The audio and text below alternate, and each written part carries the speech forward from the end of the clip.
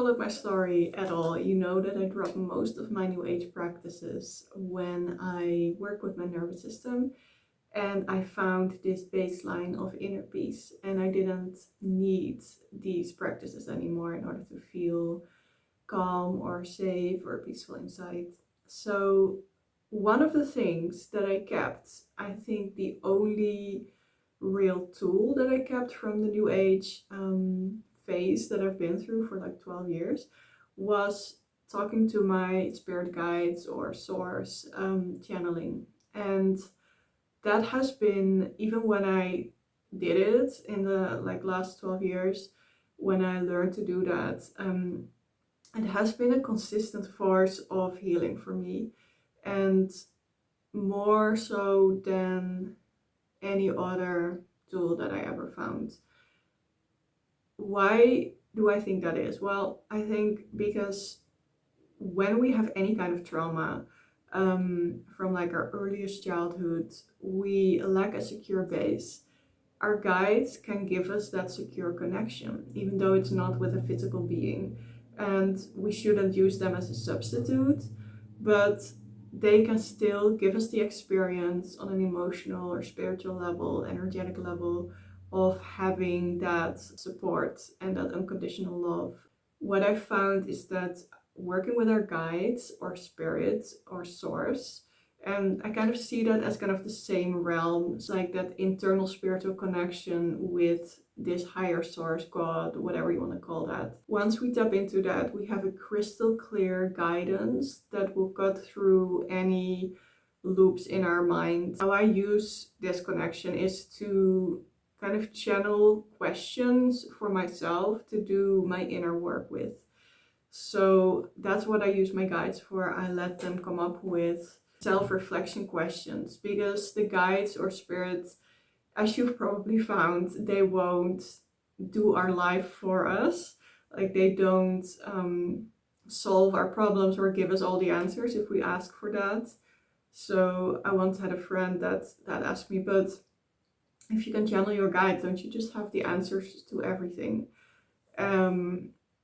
Well, no, that's not how it works, because we're supposed to live our life guided on our own body, and we have a certain life path. We're not supposed to have all the answers, right? That kind of defeats the whole purpose of having to live this life and learning lessons. And we're here for our soul growth. So they don't give us all the answers. And I talk about this as well in my ebook Channeling, which is in my Guide Connection bundle, which you can get, link is below, to learn all this. I talk about how sometimes the guides or spirit or God can be silent and like appear to not give us any guidance or answers or support. I really struggled with that.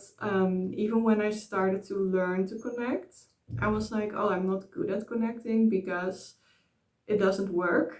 Like, I don't get anything. Maybe I'm not tuning in properly. But that wasn't it. It was just that, I wasn't meant to get an answer, or there are plenty of other reasons, and I like troubleshoot all of them in that ebook. There are plenty of spiritual lessons to learn here from when they don't answer. So it's kind of like developing your consciousness and understanding how our guides can play a role, or our connection to God can play a role in our life, but not come in as a substitute for us living our own life. So it's not a quick fix. We won't retire from all of the responsibility in our life when we start connecting to Source. What I learned to do in a really practical way is to apply the spiritual guidance that I get from my guides, from Source, from Spirit, in a way where I work with my own blind spots, my own shadow, you could say, to clear that up and to untie the knots in my mind. So I work with them to rewire my mind, kind of. So my beliefs. What guides are really good for, like they never fail at this. This is when they always answer. Is when you ask them, what thoughts am I thinking that have led me to manifest this thing? Or what thoughts am I thinking that are inhibiting me from manifesting this thing? When we do that, we're able to find the culprit that it's kind of like, I'm seeing an image of like a pin that blocks a whole drain, and we take out the pin and suddenly everything starts flowing. That's how our mind creates our reality. And sometimes we have these thoughts that we're not aware of, that we're constantly thinking, and then the guides can give us the insight, because we create our reality with our thoughts. Our guides are not going to create our reality for us. Maybe they technically could, but they are connected to source, so they respect free will. So they want us to create our own reality. They want us to step into our power. They don't want to do that for us. So they give us insight in our mind so that we can change and shift into better beliefs. And they can even give us suggestions for better beliefs, or kind of like how we can gradually shift our mind towards the reality that we want to create. They can do that, but they won't do the work for us, right? So this is this never fails me. This way of working with the guides or with the spiritual connection, it never fails me, because it's a completely aligned thing to do that is aligned with our free will. And this is what you need to know when you work with spirits or you work with guides, and you come into that with maybe all kinds of expectations about how they are gonna save you and like fix all your life and like stuff like that. Like we can have these subconscious expectations. I know I did. I really wanted to be saved by the spiritual realms. So we need to be aware of that and like set our expectations to something that is way more realistic, which is just like, okay, I am a human being that has agency and that has the responsibility to live a good life for me. I can't outsource that to anybody or any being. I cannot expect to, like, if I fully surrender my will to something external, that my life will turn out exactly how I want it. Because you're literally outsourcing your will to something else. So it's not going to turn out how you want it. Because, you know, like you give your power away. It's like a contradiction. So you need to be stepping into your power, and then your guides can help you with that. And this is the shift that we always need to make. Like we step into our power, we step into our responsibility, and then we ask for help from the spiritual realms. And then we'll get such an abundance of like insight, channelings, messages, sometimes even steps on what to do, but not from a state of like victim mentality, is basically what I'm saying. So we only get steps, we only get like accurate guidance if we already are in our power. Sometimes they will get us out of like situations that we're not meant to go through. They'll protect us. They'll like save us from things, but not as a default, you know. That's not how life is supposed to be. So I've made my point. So I shared a story about how I work with my guides on my Substack this morning. I wrote a whole deep article on how I worked with my teenage self to heal that and to bring this more into integration and to release shame stories that I had around how I live my life that stemmed back from way back into teenagehood. And what I wanted to make, there were a few points that I wanted to make with this article. One is that somatic work, working with the body, it trumps belief work, it trumps mental work. I truly believe that, and I have some arguments for that that may or may not be scientific, But I truly believe that once we work with the body and we're able to be present with our sensations and releasing old survival stress, our inner state becomes peaceful, and we just won't think all of these negative thoughts because these will be deleted from our brain. That's what I experienced. My brain just became very peaceful and quiet after I released a lot of stored survival stress from my body through doing nervous system work. So this is what I teach as well. And I'm gonna teach this in an upcoming course called Self-Soothing is my working title for that, but keep your eyes peeled for that, because I think that these two things, working with spirit and working with your nervous system, are like the recipe, the formula for healing, at least that I used, and that has helped me. So these are the things that worked from all of the things that I tried, which might have like had some advantages, but not this much. So I had a few points that I wanted to make in this article, and one of them was somatic work or body work or nervous system work trumps belief work. Once we have cleared all of this old survival stress from our body, we get naturally peaceful, and then it's so much easier to create what we want. And yeah, like we don't have to dig into the stories, we don't have to dig into the trauma, we don't have to re-experience some childhood memory where we were traumatized in order to heal.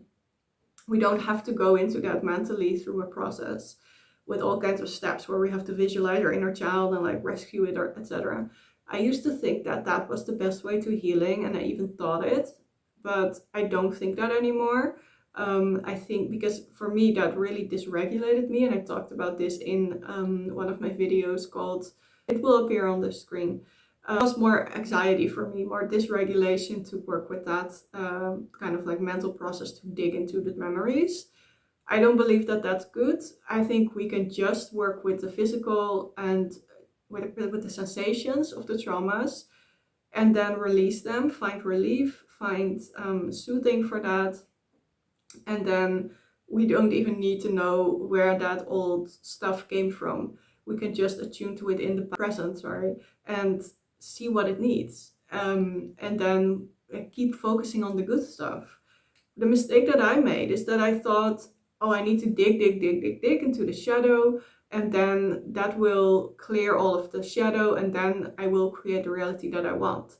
But what I needed to do more than that was to focus on the good stuff, focus positively, right? So focusing on the positive sensations in my body, except instead of only the negative ones. So I needed to focus on a part that felt good. And this is what I learned in my nervous system work that I'm also going to teach as well. Once we learn all of that, we learn to work with the somatics, we learn to work with the body, then we can use the spiritual guidance as well. And it will kind of come in as a secondary healing force. I think working with our body is primary. That's the thing we need to focus on most. That's my beliefs, that's my values around healing. And then the spiritual guidance can come in as well, and it can support us. Because I don't think we need to work with our mind as much as I used to think. Because yes, we create our reality with our mind, but the reality that we have manifested now is a result of all of the stored survival stress and beliefs from the past. So if we clear that from our body, our vibration shifts into a vibration of inner peace, and then we start manifesting more of that, and we start attracting more of that, and there's no thought needed.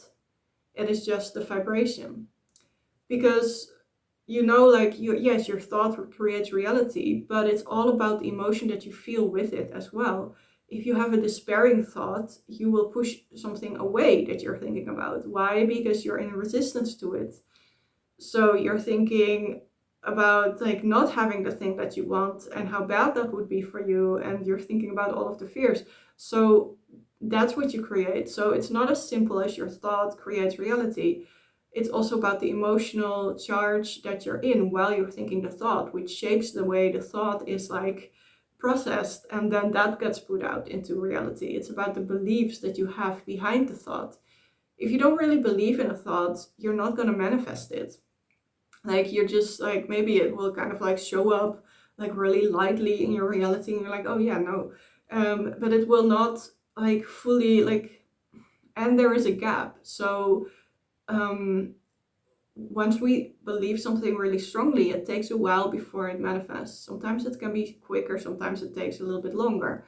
We can't really determine or control that or predict that, but we can kind of feel when a manifestation is coming up. We feel like we already have it, right? So I believe the nervous system is key for this, and then the spiritual guides or guidance comes in as a secondary supportive force. When we work with our nervous system, we get really clear and calm inside, and we feel really attuned with who we truly are, with our authenticity, which is found like through nervous system regulation and being in the body. And then the spiritual guides can come in to help us clear up our mind and unclog all of these things that we have there, that are creating a reality from like past beliefs and past experiences that we don't want. And then we can shift that and start thinking better, feeling thoughts, and then we can start creating a reality that we do want. I think this has to be the like the levels of priorities that we have. If we only work with the spiritual realms but not with our body, we're not tuned into our body, that's when a lot of resistance happens, because we are not in our axis of power. If we only work with the mental realms and we ignore the emotions, same thing. We need to be in our body and attune to our body from a state of like attunement and knowing what to do with the sensations. And I think a lot of people just avoid their body because maybe if they even try to feel into it, there's just so much stuff that they automatically flip out, like not flip out of it, but like tap out of it as, again. So they immediately dissociate. That's just the response as well, the freeze response that comes on when we get overwhelmed.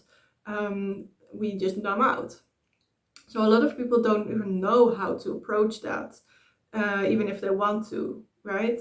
And I'm obviously not talking to people that don't even want to work with this, but yeah, this is what I found like the core of the healing and reality creation and like manifestation. It is in the nervous system. The key is to work with our physical state, our vibration on that level, and not on like a cerebral level of like, oh, I feel an emotion. What is the emotion like? It's like, it can be so disembodied even to work with emotions when we're over analyzing them and putting them into boxes and like creating all these stories around them.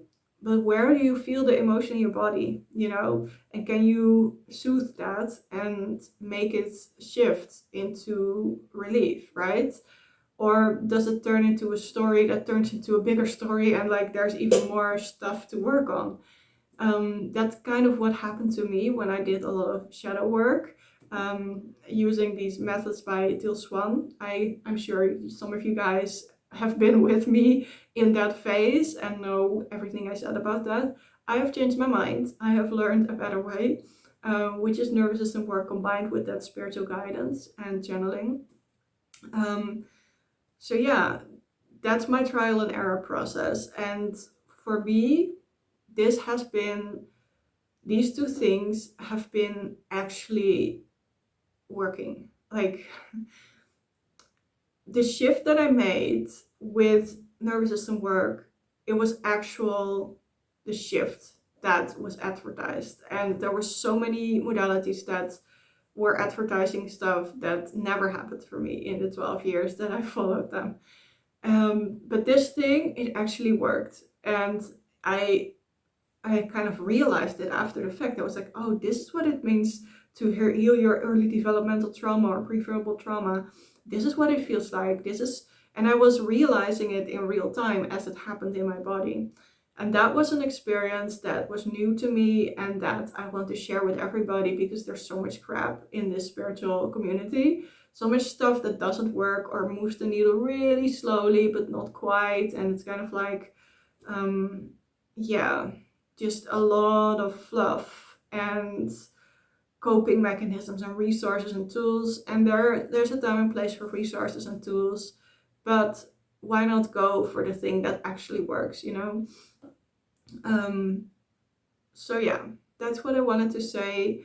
So I'm still working on the nervous system course, which I have decided to make after all. I wrote on my Substack a while ago that I got stuck with it, and I did need to tap into my artist self first for a while and like do a whole course for that last month. But now that I've integrated that more and shared more about that and kind of like put the creative flow more at the center of my life, now there is the space for me to actually dive deep into the nervous system work and to share that and to talk about healing, talk about spiritual development, and integrate it with the body, integrate it with the nervous system and the spiritual guidance as well. And I'm always going to talk about creativity and art because that's just my passion. But I also love teaching on healing and making it really practical, and really like taking the essence of it. So if you found another formula, if you don't resonate, that's completely fine. We all have our own path. This is just my truth. This is what I experienced that completely actually worked. So I have that nervous system work course still upcoming, but my spiritual guidance course is already out. It has been the only course that has stood the test of time from my 7 years of doing business in this new age scene. My course Guide Connection, it is the only one that I kept on my website even after I deleted all of the other material, after I got regulated in my nervous system. I still found this to be just completely crucial for my own nervous system work even, to get that guidance. So if you're interested to learn more about spiritual guidance and tapping into that, like I'm sure like if you're even watching this, you know how to tap in on some kind of like level, whether you're a beginner in spiritual development or like super advanced or anything in between. I'm surely like you have your own way of connecting to the spiritual realms, right? So this course, yes, it will teach you how to connect to the spiritual realms, but it's more so focused on troubleshooting what can be in the way of you deepening your connection, what can be like the psychological stuff that is in the way of you fully receiving the love of your guides, and like working with that. And really it's super practical and real. It's not a lot of fluff that is going to give you like 10 guided meditations to talk to your guides in 10 different visualizations. Like there's one meditation like that in there, and it's super nourishing, super deep, and you will meet your guides. But there's also a lot of practical guidance and how-tos and like troubleshooting on why they don't answer, etc, etc. So yeah, check that out. The link is below, and keep your eyes open for the self-soothing course, the nervous system course that I'm gonna create, because I am so passionate about this. I really want to keep sharing about this. I really believe this is the key. This is what really works in healing. And yeah, I'm literally not the same person as I was since last year when I found this. It is a year ago now. I've learned so much about myself. I've learned so much about healing, creative flow, the nervous system, spirituality, etc. And yeah, I just feel so much more grounded, and I want to share that. So keep following the videos on YouTube or the free newsletters on my Substack. For more information, I go so deep on my Substack, and yeah, I gave out a whole process for shadow work this morning. Anyway, so you can check out the links below, and see you soon.